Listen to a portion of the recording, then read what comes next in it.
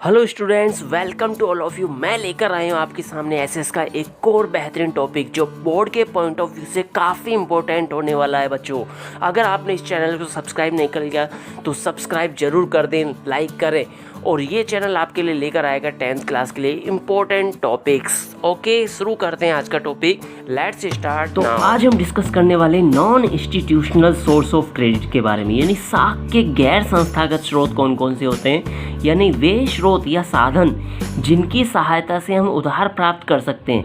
तो ये साधन क्या है कि संस्थागत नहीं है, इंस्टीट्यूशनल्स नहीं है, या ये कह सकते हैं अपन कि गवर्नमेंट या आरबीआई द्वारा इनको रजिस्टर्ड नहीं कर रखा है ना, या अनुमति नहीं दे रखी, ऑथराइज नहीं कर रखा कि आप जो है लोगों को लोन दे सकते हो, उधार दे सकते हो, लोगों की जमाएं स्वीकार कर सकते हो, यानी कि जो भी रिस्क होगा पब्लिक का खुद का होगा, है ना। तो गवर्नमेंट और आरबीआई द्वारा यहाँ पे किसी भी संस्था को, किसी व्यक्ति को लीगली जो है रजिस्टर्ड नहीं किया गया, इसलिए इनको कहा जाता है non institutional source of credit, यानी कि साख के गैर संस्थागत स्रोत। ठीक है, देखते हैं इसके बारे में। ये नॉन इंस्टीट्यूशनल सोर्स जो होते हैं वो सारे क्या होते हैं, non registered by government and RBI, यानी आरबीआई और गवर्नमेंट द्वारा रजिस्टर्ड नहीं होते, यानी ऑथराइज नहीं होते। ठीक है, इसमें क्या क्या आता है, लोकल बैंकर्स आते हैं, है ना। लोकल बैंकर्स यानी देसी बैंकर्स जो अपने निजी लोग होते हैं, है ना। मनी लैंडर्स आते हैं, साहूकार लोग, है ना, जो धनवान लोग थे पहले के समय में, सेठ साहूकार सुना होगा आपने, मनी लैंडर्स, वो भी इसी में आते हैं नॉन इंस्टीट्यूशनल सोर्स में। सेल्फ हेल्प ग्रुप आते हैं, यानी सेल्फ की हेल्प करने के लिए ग्रुप्स बनाए जाते हैं, जो अपने ग्रुप्स में क्या करता है, प्रत्येक मेंबर डिपॉजिट्स कराता है और किसी भी टाइम जब भी रिक्वायरमेंट रहती है उसको, तो ग्रुप के माध्यम से वो क्या करता है, अपनी इकोनॉमी का हेल्प कर लेता है। चिट फंड कंपनियों के नाम सुने होंगे, 1 का डबल करने वाली, है ना, 2 का डबल करने वाली, 4 दिन में डबल करने वाली, 5 दिन में, 10 दिन में, 2 साल में डबल करने वाली। तो वो चिट फंड कंपनियाँ होती हैं, वो भी नॉन रजिस्टर्ड मानी जाती है बाई गवर्नमेंट आरबीआई के द्वारा, लेकिन वो सोसाइटी में क्या करती हैं, वर्क करती हैं, है ना, पीपल्स की हेल्प करने के लिए। तो देखते हैं वन बाय वन, एक एक गैर संस्था के स्रोत को देखते हैं अपन, नॉन इंस्टीट्यूशनल सोर्स को। पहला अपन देखेंगे देसी बैंकर के बारे में। देखते हैं देसी बैंकर होता क्या है। देखिए, in India this to perform the banking function these are who work as a bank, यानी ये जो होते हैं देसी बैंक हैं, इनके द्वारा भारत में बैंकिंग व्यवसाय संपन्न किया जाता है। यह एक निजी फर्म यानी प्राइवेट फर्म, है ना, प्राइवेट फर्म होती हैं या व्यक्ति होते हैं जो बैंक की तरह कार्य करते हैं, जो किसकी तरह परफॉर्म करते हैं, बैंक की तरह वर्क करते हैं ना, work as bank. Before the development of commercial banks in India, before the development of commercial bank in India the complete banking work by them only, यानी कि यहाँ भारत में आधुनिक वाणिज्यिक बैंकों के विकास से पूर्व, यानी जब बैंकों का विकास नहीं हुआ था, डेवलपमेंट नहीं हुआ था, उससे पूर्व जो है पूर्णतः इन्हीं के द्वारा जो है कार्य किया जाता था, किसका, बैंक के रूप में, है ना। बैंक की जो भूमिका है वो सारी लोकल बैंकर्स द्वारा प्ले की जाती थी, परफॉर्म की जाती थी। They have been an important non institutional source of goodwill, Bharat में ये गैर संस्थागत साख के महत्वपूर्ण स्रोत माने जाते हैं। कौन से, लोकल बैंकर्स। ठीक है, आगे देखते हैं। Some work perform by them are as follow, यानी यहाँ पे जो है बैंक द्वारा संपन्न किए जाने वाले कुछ प्रमुख कार्यों को बताया गया। पहला है accepting deposits by the people, यानी कि जनता से जमाएं स्वीकार करना, यानी जनता की जो जमाएं होती है लोगों की, 100, 200, 500, 1000 रुपये, वो क्या करते हैं, लोकल बैंकर्स अपने पास डिपॉजिट करते हैं, है ना, अपने पास जमा करते हैं। ये महत्वपूर्ण कार्य पहला इनका, जमाएं स्वीकार करना, किसकी, लोगों की, पीपल्स की, है ना। जो भी लोग जमा कराना चाहते हैं वो देसी बैंकर्स के पास जमा करा सकते हैं, डिपॉजिट करा सकते हैं अपनी मनी को। Second, they provide loans to their clients by keeping their properties and mortgage and provide the some other without any mortgage on the basis of their goodwill, यानी अपने ग्राहकों को विभिन्न प्रकार की संपत्ति गिरवी रखकर उन्हें ऋण प्रदान करना भी इनका क्या है, महत्वपूर्ण कार्य है। इसके अलावा बिना संपत्ति के ऋण भी देते हैं, लेकिन वो किसके बेस पे देते हैं, गुडविल के बेस पे, यानी कि व्यक्ति का व्यवहार अच्छा होना चाहिए, यानी इंडिविजुअल जो बिहेव है वो बेटर होना चाहिए किसी का, इकोनॉमिक कंडीशन अच्छी होनी चाहिए। जैसे देखते हैं ना अपन, बैंक भी क्या देखता है, व्यक्ति की स्थिति देखता है, आर्थिक स्थिति अच्छी है कि नहीं, व्यवहार अच्छा है कि नहीं, नेचर ऐसा अच्छा है कि नहीं। ऐसा नहीं तो पैसा लेके भाग जाए, खा जाए, ऐसा तो नहीं है कहीं उधार दे दूँ मैं इसको लेके भाग जाए, है ना, नज़र ही नहीं है दुनिया में, ऐसा बंदा तो नहीं है ना, ऐसा नेचर तो नहीं है उसका। उसके पास कुछ देने के लिए कुछ है कि नहीं, तो वो गुडविल बेस पे डिपेंड करता है ना। तो इस तरह की कंडीशन होती है। अगर उसकी गुडविल अच्छी है, क्रेडिट अच्छा है ना, रिस्पॉन्स अच्छा है, समाज में उसका व्यवहार अच्छा है, तो देसी लोग बैंकर्स क्या करते हैं, उसको उधार दे देते हैं बिना किसी प्रॉपर्टी की, है ना, बिना किसी प्रॉपर्टी को गिरवी रखे। ठीक है, अगला देखिए, transfer of fund from one place to another, यानी इनके द्वारा एक स्थान से दूसरे स्थान तक को कोषों का क्या किया जाता है, स्थानांतरित किया जाता है, यानी फंड को ट्रांसफ़र किया जाता है। जैसे अपन मनी ट्रांसफ़र करते हैं बैंक के माध्यम से आज, है ना, अलवर का व्यापारी मुंबई के व्यापारी को, गुजरात के व्यापारी को, है ना, मध्य प्रदेश के व्यापारी को, उत्तर प्रदेश के व्यापारी को ट्रांसफ़र कर सकता है, रुपये, पैसे, मनी जो भी है ना। तो उस समय भी पॉसिबल था। ये क्या करते थे लोकल बैंकर्स, अपने एरियाज में बैंकर्स जो होते थे रिलेटेड, तो उनसे क्या है संपर्क करते थे, तो वो लोगों की जमाओं को या पैसे को जो है ट्रांसफ़र कर दिया जाते थे one place to another place, यानी कोई भी स्थान पर जहाँ पर उनको भेजना था। ठीक है, running their on business along with banking, यानी बैंकिंग कार्य के साथ साथ ये अपना व्यवसाय भी चलाते थे, यानी उनका खुद का व्यवसाय भी था, पैसा लगा हुआ था, है ना, वहाँ पे बिजनेस में पैसा लगा करके क्या करते थे, डबल मुनाफा कमाते थे, प्रॉफिट्स कमाते थे बिजनेस के माध्यम से। पैसा जो जमाएँ आती थी पब्लिक की, है ना, उनको बिजनेस में परफॉर्म किया जाता है, परफॉर्म करके बिजनेस में लगाया जाता था, मशीनरी में, लेबर्स में, ताकि और ज़्यादा उससे अर्निंग की जा सके। Acting not only a banker with a client but also as his friend and adviser, यानी ग्राहकों के लिए बैंकर ही नहीं थे, ये एज ए फ्रेंड, यानी फ्रेंड का रोल भी प्ले करते थे, एक दोस्त की भूमिका भी निभाते थे, है ना, एंड एडवाइजर, सलाहकार भी थे, सलाह भी देते थे, भाई आपको जो है कैसे पैसे जमा करने चाहिए, कब काम आते हैं आपके, कैसे पैसे आपको उधार मिल सकते हैं, आपको मदद करने के लिए लोकल बैंकर्स हमेशा तैयार रहेंगे, है ना, आप इस तरह जमा कराइए, इस तरह इतने इतने महीने जमा करिए, तो इस तरह सलाह भी देते थे, एक मित्र की भूमिका भी निभाते थे, फ्रेंड की, संकट के समय जो है लोगों को मदद करते थे, आर्थिक मदद, ये आपने जमा कराएं तो हम आपको उधार भी दे देते हैं।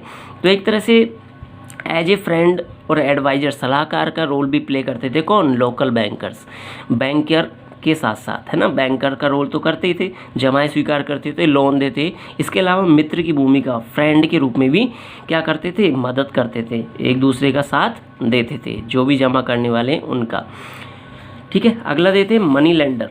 मनी लेंडर मीन्स होता है साहूकार, जो पहले के समय होते थे सेठ साहूकार लोग, धनवान लोग, पूंजीपति लोग, तो उनका रोल काफ़ी बड़ा होता था पुराने समय में, है ना, काफ़ी बड़ा पैसा रहता था, तो वो क्या करते थे, पब्लिक को उधार दे करके अपना मुनाफा कमाते थे, ब्याज वगैरह लेते थे ऊंचे इंटरेस्ट रेट पे, है ना, हाई इंटरेस्ट रेट रहती थी इनकी, यानी कि बैंक वगैरह जो संस्थाएं थी उनसे ज़्यादा ब्याज लेते थे, और जानकारी में रहते थे, प्रॉपर्टी वगैरह भी गिरवी रख लिया करते थे, लेकिन ये जमाएं स्वीकार नहीं करते थे, कौन, मनी लेंडर्स, साहूकार लोग जमा स्वीकार नहीं करते थे, खुद के पैसे को उधार देते थे, यानी खुद की जो पूंजी होती थी पूर्वजों से मिली हुई, है ना, पापा से मिली, दादा से मिली हुई, पूर्वजों की काफ़ी बड़ी प्रॉपर्टी रहती थी इनके पास, कैपिटल रहती थी, है ना, पूंजी रहती थी, फंड रहते थे, उन्हीं को जो है लोगों को उधार देते थे, उन्हीं पैसे से पैसा बढ़ाते थे, ना, उधार दे दे करके, है ना, इंटरेस्ट लेते, काफ़ी हाई इंटरेस्ट रेट थी इनकी, अन्य इंस्टीट्यूट्स की तुलना में, अन्य जो लोग थे लोकल बैंकर्स की तुलना में जो है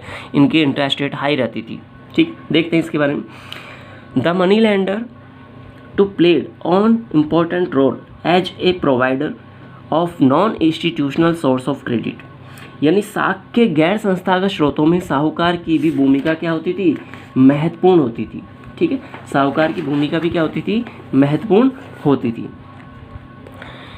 ही purely lent his own fund and capital, यानी कि यह जनता से जमाएं स्वीकार नहीं करते थे, ये शुद्ध रूप से स्वयं की पूंजी को उधार देते थे, यानी स्वयं की जो कैपिटल होती थी उसको लोगों को उधार देते थे फंड के रूप में, है ना, फंड या कैपिटल के रूप में। ठीक है, he does not accept deposit from the client and provides small commercial loans besides charging high interest rate, यानी कि यह जनता से जमाएं तो स्वीकार करते ही नहीं थे, यानी डिपॉजिट्स नहीं करते थे जनता की पीओपी 100 200 500 जो पब्लिक के पास बचते थे उनको जमा नहीं करते थे अपने पास, है ना, जमा नहीं करते थे। ये सामान्य थे क्या करते थे, छोटे व्यक्तिक यानी पर्सनल लोन अब प्रोवाइड कराते थे, छोटे छोटे लोन 1000 500 200 300, है ना, इस तरह के रुपए जो हैं कम राशि वाले ये प्रदान करते थे। इंडिविजुअल ऋण देते थे यानी व्यक्तिगत रूप से देते थे, जैसे व्यक्ति को जानते थे रामू, मोहन, हरिया, है ना, सोहन, इस तरह लोगों को जो है व्यक्तिगत रूप से, संस्था को जो है संस्था को नहीं देते थे ऋण, एक एक व्यक्ति को इंडिविजुअल रूप से दिया करते थे। कौन, मनी लैंडर। और इनकी इंटरेस्ट रेट जो था हाई था, यानी ऊंची ब्याज दर थी इनकी, यानी इनसे उधार लेना है तो आपको ज़्यादा ब्याज देना पड़ता था। किससे लेना है पर, मनी लेंडर से, साहूकार से उधार लेने पर।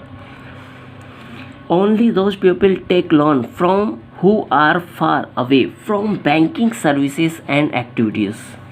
बैंकिंग सर्विसेज एंड एक्टिविटी, जिन लोगों की बैंकिंग क्रियाओं तक पहुंच नहीं होती थी, सामान्यतः वे लोग क्या करते थे, साहूकारों से ही ऋण लेते थे। क्योंकि बैंकिंग एक्टिविटीज़ में क्या होता था, काफ़ी सारी फॉर्मेलिटीज़ होती थी, प्रॉपर्टी की डॉक्यूमेंट्स वगैरह तैयार करना, है ना, सिक्योरिटीज़ देना, एज ए बिहेवियर अपने आप को सिद्ध करना कि आपका बिहेव अच्छा है ना, तब जाके बैंक सेटिस्फाई होता था, तब लोन देता था। लेकिन ऐसा मनी लेंडर्स के साथ नहीं था। मनी लेंडर्स जानते थे सभी लोगों को, इंडिविजुअल रूप से परिचित थे, है ना, इंट्रोड्यूस थे पूरी तरह से, तो वो क्या करते थे, लोगों की जानकारी के आधार पर उनको लोन प्रोवाइड करा दिया करते थे।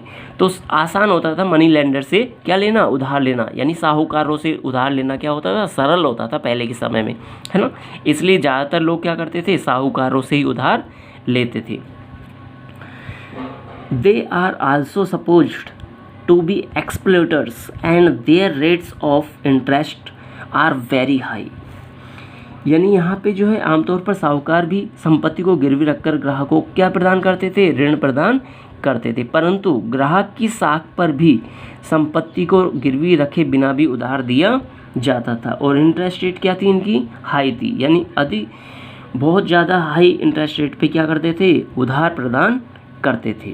ठीक है, तो ये थे साहूकार लोग जो पुराने के समय में काफ़ी बड़ा रोल प्ले करते थे, लोगों को उधार देने का काम करते थे।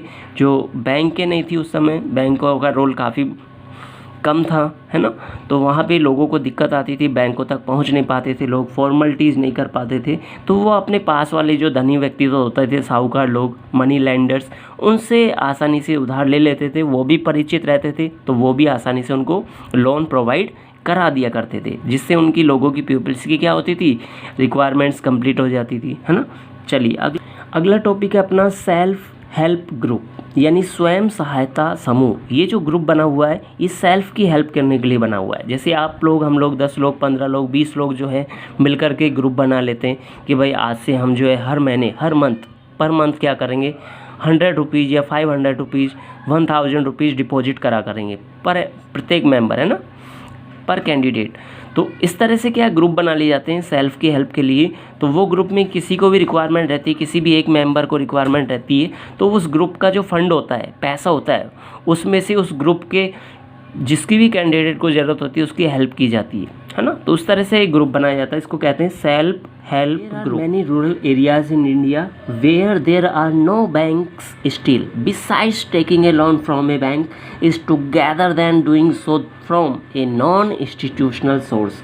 यानी भारत के विभिन्न ग्रामीण क्षेत्रों में आज भी बैंक नहीं है, यानी वर्तमान समय में ही बैंकों का अभाव देखा जाता है। दूर दराज क्षेत्रों तक जो है बैंकों की शाखाएं, ब्रांचेज कम है इस समय भी वर्तमान में बैंक की। तो बैंक से कर्ज लेना भी क्या है, गैर संस्थागत स्रोतों से कर्ज लेने की तुलना में ज़्यादा मुश्किल माना जाता है। यानी बैंक जो होती हैं फॉर्मेलिटीज़ ज़्यादा करती हैं ना, डॉक्यूमेंट्स वगैरह वेरीफाई कराती हैं, बिहेवियर सर्टिफिकेट्स मांगती हैं, तो काफ़ी सारी फॉर्मेलिटीज़ बैंक की होती है, कमर्शियल बैंक्स की। तो वहाँ से क्या है, लोगों को काफ़ी फॉर्मेलिटीज़ फॉलो करनी पड़ती हैं, जिसके कारण लोग क्या करते हैं, बैंक लेना पसंद नहीं करते। वो ज़्यादातर जो है देसी बैंकर से, साहूकार लोगों से, है ना, खुद के ग्रुप बना लेते हैं, तो उनसे ज़्यादा पसंद करते हैं लोन लेना। देखते हैं आगे। To do so, one has to provide special papers and the collateral for the loan।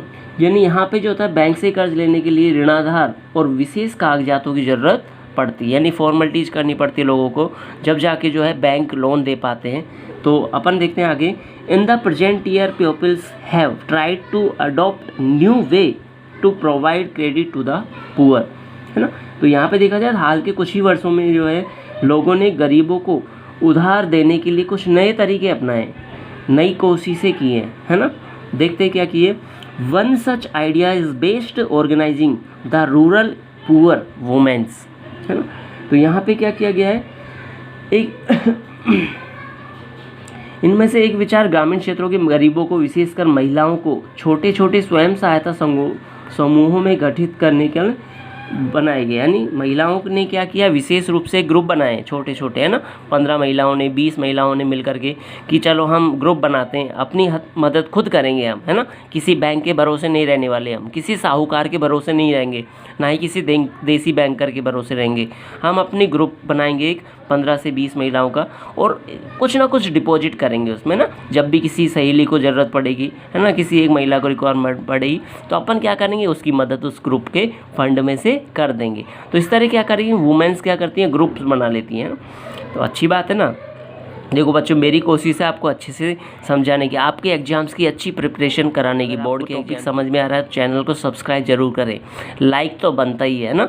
और अच्छा मैटर लेके आएंगे हम आपके लिए, तो सब्सक्राइब जरूर कर देना अगर सब्सक्राइब नहीं किया होगा तो लास्ट में वॉच करने के बाद, ठीक है। अभी अपन पढ़ते हैं, अभी नहीं करना सब्सक्राइब ना, वॉच करते हैं पूरा टॉपिक, उसके बाद लास्ट हो जाने के बाद कर देना सब्सक्राइब, कोई दिक्कत नहीं है ना। ओके, चलिए आगे बढ़ते हैं। Into small self help groups and to collect their collected amounts, यानी यहाँ पे क्या किए जाते हैं, छोटे छोटे स्वयं सहायता समूह बनाए जाते हैं, गठित किए जाते हैं, और उनकी बचत को, पूंजी को एकत्रित करने का आधारित होता है। यानी यहाँ पे अमाउंट कलेक्ट किया जाता है सभी मेंबर से, जो भी ग्रुप के मेंबर बनते हैं। महिलाओं का ग्रुप है तो लेडीज़ जो होती हैं वो क्या करती हैं, पर कैंडिडेट जो है ग्रुप्स में क्या करती हैं, मनी जो होती है डिसाइडेड मनी, उसको कलेक्ट करती रहती हैं। तो वो ग्रुप्स में क्या किया जाता है, मनी को कलेक्ट किया जाता है। ए self help group has about 15 to 20 members who meet regularly and collect savings। यानी यहाँ पे क्या होता है कि स्वयं सहायता समूह जो होता है उसमें 15 से 20 सदस्य होते हैं जो नियमित रूप से क्या करते हैं, बचत करते हैं, सेविंग्स करते हैं, है ना। रेगुलरली जो है वो मिलते हैं, और जो भी बचत होती है जैसे पर कैंडिडेट 100 रुपीज़, 500 रुपीज़, 1000 रुपीज़, जैसी उनकी कैपेसिटी होती है उसके बेस पे वो क्या करते हैं, सेविंग्स करते हैं, कलेक्ट करके क्या करते हैं, सेविंग्स करते हैं अमाउंट की, है ना, बचत करते हैं। Which many range from 25 rupees per person to 100 rupees or more and depend on the saving capacity of a family। यानी यहाँ पे जो होता है प्रति व्यक्ति बचत जो होती है, सेविंग्स जो होती है 25 रुपीज़ से लेकर के 100 रुपीज़ हो सकती है, या 100 रुपीज़ से भी अधिक, मोर देन हो सकती है। यानी कि 25 रुपये या 25 रुपये से ज़्यादा, यानी 100 रुपीज़ या 100 रुपीज़ से भी ज़्यादा जो है लोग अपन डिसाइड कर सकते हैं कि हमारे इतनी सेविंग्स हम कर सकते हैं। तो वो कैपेसिटी पर डिपेंड होती है कि कैपेसिटी क्या है, उनकी क्षमता क्या है। तो उनकी कैपेसिटी पर डिपेंड होता है कि वो कितना सेविंग कर सकते हैं पर कैंडिडेट के हिसाब से रेगुलरली, ठीक है। तो वो जो होते हैं सेल्फ हेल्प ग्रुप कहलाते हैं, जो अपनी मदद क्या करते हैं, खुद करते हैं, है ना। जिस भी कैंडिडेट को रिक्वायरमेंट रहती है लोन की, या 2500 की, 500 की, 1000 की, तो वो क्या करते हैं, उस ग्रुप के फंड में से किसी भी इंडिविजुअल जो कैंडिडेट है, मेंबर है, उसकी हेल्प कर दी जाती है। तो ये होता है स्वयं सहायता समूह, सेल्फ हेल्प ग्रुप, जो बेहतर होता है साहूकारों की तुलना में, देसी बैंकर की तुलना में, मनी लेंडर जो होते हैं साहूकार, उनकी तुलना में, या बैंक्स के कंपेयर करें तो काफ़ी बेटर जो ऑप्शन होता है सेल्फ हेल्प ग्रुप का माना जाता है। जो आपके नहीं क्या करते हैं, सेल्फ की हेल्प करने के लिए ग्रुप बना लिया जाता है, फंड बना लिया जाता है, जो क्या करते हैं, छोटी छोटी सेविंग्स करते हैं और रिक्वायरमेंट के अकॉर्डिंग एक दूसरे क्या करते हैं, हेल्प करते हैं। चलिए अगले सोर्स की तरफ बढ़ते हैं अपन, और अगला सोर्स है अपना चिट फंड कंपनियां भी कह सकते हो इनको।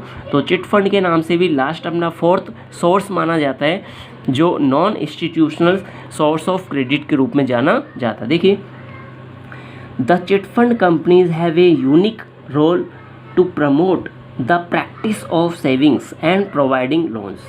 यानी भारत में बचत प्रवृत्ति को बढ़ावा देने के लिए वर्तमान में जो है काफ़ी कंपनियां जो होती हैं ऋण उपलब्ध कराने के लिए चिट फंड कंपनियों के रूप में भूमिका निभाती हैं, छोटी छोटी कंपनी के रूप में भूमिका निभाती हैं। यानी कि ये क्या करती हैं, लोन देने का काम करती है कि आप हमें दीजिए, हम आपको 10 दिन में, 1 महीने में, साल भर में डबल कर देंगे या उतने ज़्यादा ब्याज देंगे, इंटरेस्ट देंगे आपको, है ना।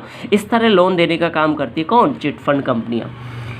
The company which manage, conduct and direct the chit scheme is collect the chit fund company, collect the chit fund company. यानी वह कंपनी जो चिट योजना का प्रबंध, संचालन और निर्देशन, डायरेक्शन क्या होता है, डायरेक्ट यानी निर्देशन करती हैं, वो चिट फंड कंपनियां कहलाती हैं। मैनेज करती हैं, मैनेज का मतलब ये है कि कितने डिपॉजिट्स करने हैं अपन को, कितना लोन प्रोवाइड करना है ना, कितना इंटरेस्ट देना है। तो इस तरह की बचत प्रवृत्ति को बढ़ावा, सेविंग्स की कंडीशंस को इंक्रीज करने के लिए क्या करती है, चिट फंड कंपनियां रोल प्ले करती हैं। Under this scheme all members are part of a contract in which they deposit a fixed amount. यानी इसके अंतर्गत, योजना के अंतर्गत सभी सदस्य जो होते हैं एक अनुबंध का, कॉन्ट्रैक्ट का पार्ट माने जाते हैं। यानी जो भी कॉन्ट्रैक्ट होता है उसमें सभी मेंबर्स क्या होते हैं, एक पार्ट होते हैं, है ना, उसका पार्ट होते हैं कॉन्ट्रैक्ट का, जिसमें अपना निर्धारित जो भी उनका कॉन्ट्रीब्यूशन होता है, यानी जो भी अंश होता है जमा कराने का, है ना, कॉन्ट्रीब्यूशन यानी जो भी अमाउंट वो जमा कराएंगे, जो भी अमाउंट उनको जमा कराना होता है, इसमें कुल जमा राशि जो है निविदा, वो इसमें सभी को जमा करानी होती है। फिक्स्ड अमाउंट होता है, जैसे अपन ने देखा था सेल्फ हेल्प ग्रुप में 100 रुपीज़, 25 रुपीज़ या 100 रुपीज़ से ऊपर जो भी है सभी मेंबर जमा कराएंगे। इस तरह से कंट्रीब्यूट किया जाता है, फिक्स्ड अमाउंट डिसाइड किया जाता है कि कितना पार्ट्स होगा मेंबर्स को जो अपने कंट्रीब्यूट करना है, किसमें, चिट फंड कंपनी में। The total collected amount is given to a member neither through a tender or a action. यानी जिसमें अपना निर्धारित अंश जमा कराता है और इसमें कुल राशि जमा निविदा कर या नीलामी द्वारा योजना के किसी एक सदस्य को प्रदान की जाती है।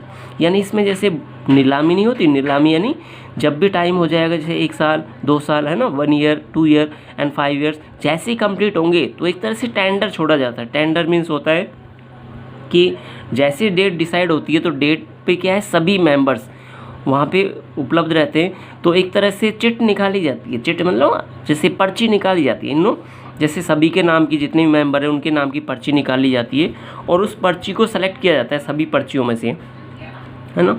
तो सभी पर्चियाँ बना ली जाती है, सभी मेंबर्स के नाम की क्या बनाई जाती है, पर्चियाँ, चिट बना ली जाती है और चिट को फोल्ड करके, है ना, डाला जाता है मटके में, है ना, या किसी पात्र में, नो। तो उसमें से फिर क्या है, एक चिट निकाली जाती है। क्या निकाली जाती है, एक चिट निकाली जाती है। जिस भी मेंबर का उस चिट में नाम आता है वो पूरी की पूरी राशि जो होती है, अमाउंट होता है ना, वो पूरा अमाउंट उस मेंबर को दे दिया जाता है। किसको, जिसका भी वो चिट में नाम आता है। तो यहाँ पे क्या करते हैं, सदस्य जो भी अपना फंड लेते हैं, जिसका भी नाम आता है उसको क्या मिलता है, वो फंड मिलता है। अब वो चाहे तो वो पूरा फंड ले सकता है, यानी जो भी राशि दी गई उसको वो पूरी की पूरी राशि ले सकता है। तो वो चाहता है कि भाई उसकी ज़रूरत नहीं इतनी राशि की, तो उससे कम राशि भी वो ले सकता है, बाकी राशि को उस कंपनी में जमा करा सकता है। तो जितनी भी राशि छोड़ेगा वो उसको बट्टे पर कहा जाता है कि बट्टे पर राशि देना। तो उस मेंबर को जो कम राशि लेता है उसको पुरस्कार भी दिया जाता है ना, उसको एज ए पुरस्कार, यानी कि पुरस्कार भी दिया जाता है उसको, क्योंकि वो बट्टे पर ले रहा है, कम राशि ले रहा है, ताकि अन्य लोगों की और ज़्यादा हेल्प हो सके आने वाले समय में, उसमें फंड ज़्यादा बचा रह सके, है ना, तो इस तरह से क्या किया जाता है, निविदा की राशि को निकाल करके बट्टे पर लाटा जाता है। इसको लॉटरी विधि भी कहते हैं। लॉटरी भी इसी तरह होती है। लॉटरी में भी क्या होता है कि एक मेंबर को सेलेक्ट किया जाता है जिसके नाम भी फंड जारी करना है, इश्यू करना है फंड, है ना। तो चिट फंड कंपनी क्या करती है, लॉटरी सिस्टम भी अपनाती है। लॉटरी सिस्टम में जो भी विजेता होता है उसका नाम तय हो जाता है लॉटरी के माध्यम से, जैसे अपन ने चिट के माध्यम से देखा था। तो उसी तरह लॉटरी निकाली जाती है निष्पक्ष रूप से, है ना। कोई भी बंदा जो है, कोई भी मेंबर, वो उसका नाम आ सकता है उस कंपनी की लॉटरी सिस्टम में। तो वहाँ पे वो विजेता माना जाता है जिसका भी नाम आता है। तो उसको वो निविदा की राशि, जितनी भी राशि होती है, अमाउंट होता है इसका, है ना, टेंडर का जो अमाउंट होता है, वो सारा का सारा अमाउंट उसको दिया जाता है। ठीक है। तो इस तरह से क्या है, वो व्यक्ति जो होता है या तो पूरी अमाउंट ले लेता है या फिर कुछ अमाउंट जितनी रिक्वायरमेंट रहती है उतना भी अमाउंट ले सकता है, ठीक है, या पूरा का पूरा अमाउंट जो है डिपॉजिट भी करा सकता है कि भाई को रिक्वायरमेंट नहीं है अभी, ठीक है, मेरा नाम आ गया तो कोई बात नहीं, मैं पूरी राशि को अभी डिपॉजिट ही रखना चाहता हूँ, मैं लेना नहीं चाहता, मेरे को रिक्वायरमेंट नहीं है, ज़रूरत नहीं है, ऐसी कोई काम नहीं है मेरा खर्च करने का। तो ऐसी कंडीशन में वो क्या कर सकता है, चिट फंड कंपनी को दोबारा जमा करा सकता है। इस तरह से उसका क्या है, बेनिफिट ज़्यादा मिलता है उसको, है ना, उसको प्रॉफिट ज़्यादा मिलेगा उस पर, उसको ज़्यादा प्रॉफिट उस पर दिया जाएगा उसके अमाउंट पर, अगर वो नहीं लेता है तो अमाउंट। तो इस तरह की कुछ कंपनियां होती हैं, चिट फंड कंपनियां होती हैं जो क्या करती हैं, अपने मेंबर्स की डिपॉजिट्स को, फिक्स्ड अमाउंट को डिपॉजिट्स करती हैं, और जब भी समय समय पर क्या किया जाता है, उसके द्वारा टेंडर के माध्यम से या फिर चिट के माध्यम से जो है टेंडर या अमाउंट को जो है इशू किया जाता है। जो किसी भी मेंबर का नाम आ सकता है तो उसको वो अमाउंट जारी किया जाता है, इशू किया जाता है, तो वो उसकी हेल्प हो जाती है ना, तो उसका क्या इकोनॉमिकली हेल्प हो जाती है। तो इस तरह का रोल प्ले करती है कुछ चिट फंड कंपनियाँ, जिससे क्या होता है, क्रेडिट यानी साख का आधार बनता है, उधार की व्यवस्था हो पाती है लोगों की, और वो अपनी इकोनॉमिकल कंडीशन को बनाए रख पाते हैं। तो ये थे चिट फंड कंपनी का रोल, जिसमें अपन ने देखा था नॉन इंस्टीट्यूशनल सोर्सेज के रूप में, है ना। तो ये क्या करती हैं, सेविंग्स करती हैं और लोन्स प्रोवाइड करती हैं। तो अपन ने 4 टाइप्स देखे non institutional source of credit के, जिसमें पहला देखा था अपन ने कौन सा, लोकल बैंकर देखा था पहला, है ना, पहला लोकल बैंकर देखा था। उसके बाद अपन ने देखा था मनी लेंडर। मनी लेंडर साहूकार लोग जमा नहीं करते, खुद के पैसे को उधार दे करके वो क्या करते हैं, हाई ब्याज रेट पर, यानी इंटरेस्ट रेट हाई होती है इनकी, हाई इंटरेस्ट रेट पे जो है लोगों को उधार देते हैं और ज़्यादा मुनाफा कमाते हैं। तो बैंकों से अच्छा माध्यम माना जाता है स्थानीय लोगों के लिए, जो वहाँ के लोकल एरिया के पीपल्स होते हैं, उनके लिए काफ़ी ईजी ये मेथड होता है, ये सोर्स होता है, कौन सा, money lender. Self help group अपन ने देखा, जिसमें सेल्फ की हेल्प करने के लिए इकोनॉमिकली ग्रुप बना लिया जाता है, मेंबर्स होते हैं 15 to 20 मेंबर्स होते हैं इसमें, वो क्या करते हैं, मिनिमम अमाउंट को सेविंग करते हैं, और सेविंग अकाउंट का जो फंड होता है उसमें से किसी भी मेंबर को रिक्वायरमेंट होने पर उस अमाउंट में, फंड में से क्या करते हैं, उसकी हेल्प कर देते हैं। तो वो होते हैं सेल्फ हेल्प ग्रुप। इसके बाद चिट फंड कंपनी देखे अपन ने, वो क्या करती है, सेविंग्स भी करती है और लोन प्रोवाइड भी कराती है। चिट फंड कंपनी क्या करती हैं, विशेष रूप से अपना प्रबंध करते हैं, सेल्फ संचालन करती है, डायरेक्शन भी खुद करती है, ठीक है। इनके अंतर्गत जो होते हैं सभी सदस्य एक कॉन्ट्रैक्ट का पार्ट माने जाते हैं, किसके अंतर्गत, चिट फंड कंपनी के अंतर्गत। तो कॉन्ट्रैक्ट का पार्ट होते हैं, तो वो क्या करते हैं, जो भी अमाउंट होता है उनका, है ना, जो भी फिक्स्ड अमाउंट होता है वो क्या करते रहते हैं, डिपॉजिट कराते रहते हैं, और एक टेंडर के बेस पे, टेंडर यानी कि एक तरह से लॉटरी के माध्यम से, मान लो लॉटरी बेस पे, चिट के बेस पे जो है यहाँ पे नीलामी छोड़ी जाती है, टेंडर छोड़ा जाता है, जिस भी का मेंबर का नाम आता है यहाँ पे, उस मेंबर के नाम पे वो फंड इशू किया जाता है। तो उस तरह से वो क्या हो जाती है, एक तरह से हेल्प हो जाती है, एक तरह से उधार वो प्राप्त हो जाता है, मनी प्राप्त होती है, मनी रिसीव होती है। तो ये था आज का टॉपिक बच्चों, कैसा लगा आपको, समझ में आया हो तो लाइक ज़रूर करना और चैनल को सब्सक्राइब करना ना भूलें, ताकि हम अगला टॉपिक और अच्छे बेहतर तरीके से लेकर आए आपके लिए। उम्मीद करता हूँ आपको ये टॉपिक भी समझ में आया होगा।